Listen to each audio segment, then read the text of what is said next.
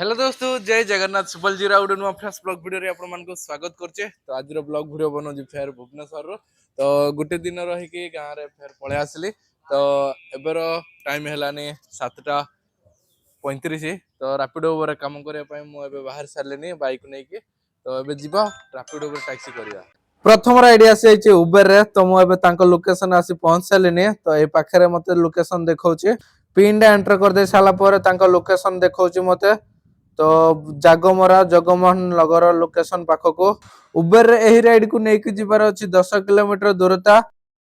Drop location रे एबे मु आसी पहुंची गलेनी। तो ए पाखरे मैडम को ड्रॉप करिवार अछि आसी कि तांको लोकेशन रे पहुंची गले। तो मैडम दोजन 100 टका तो तांकर राइड रे भी उठे जे 100 टका।